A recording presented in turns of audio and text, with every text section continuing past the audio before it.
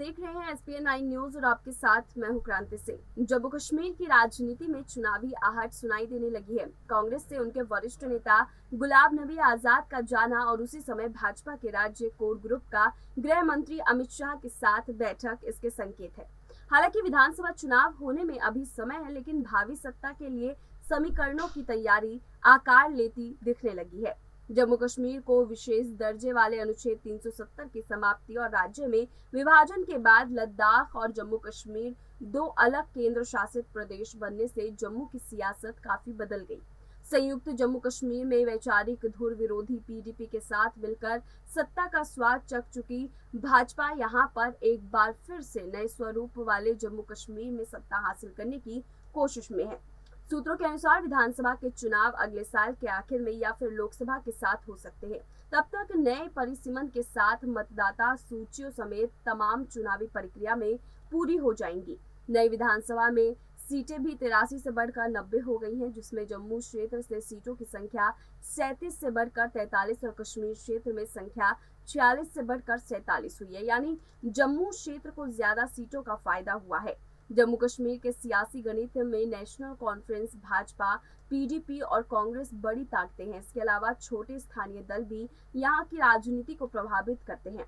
अब गुलाब नबी आजाद के कांग्रेस से अलग होने से स्थितियां और बदलेंगी, क्योंकि गुलाब नबी आजाद का प्रभाव चिनाब वैली में, जिसमें डोडा, किश्तवाड़ और रामबन प्रमुख है। ऐसे में गुलाब नबी आजाद लगभग 2 दर्जन सीटों पर प्रभाव डाल सकते हैं।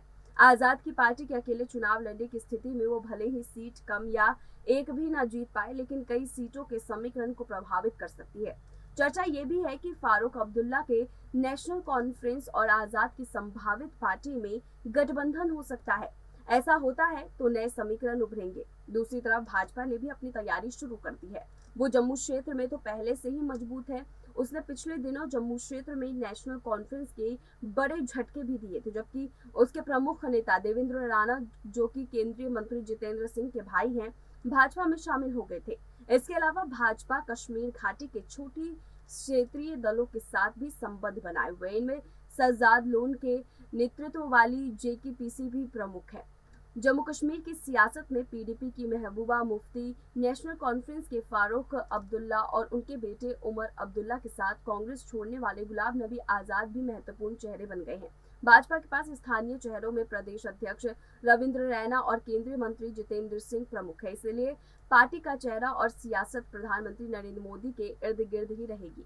वहीं कांग्रेस भी अपने राज्य के नेतृत्व के बजाय केंद्रीय नेतृत्व पर ज्यादा निर्भर है। अब यहाँ पर देखना यही है कि किसकी जीत होती है और किसकी हार होती है, क्योंकि यहाँ पर एक के बाद एक कांग्रेस से बड़े चेहरों का जाना ये तो साफ कर चुका है कि BJP को एक बड़ा फायदा जो है वो घाटी में मिलेगा। वहीं दूसरी तरफ एक करारी हार जो है वो कांग्रेस को मिलेगी। लेकिन देखना यह है कि क्या चुनावी समीकरण भी यही कहते हैं, क्या सच में जमीनी स्तर पर यही समीकरण बन रहे हैं, या फिर सिर्फ और सिर्फ ये एक कयास है। आप हमें कॉमेंट सेक्शन में भी जरूर बताइएगा। फिलहाल ऐसे तमाम अपडेट्स के लिए देखते रहिए SPN 9 न्यूज।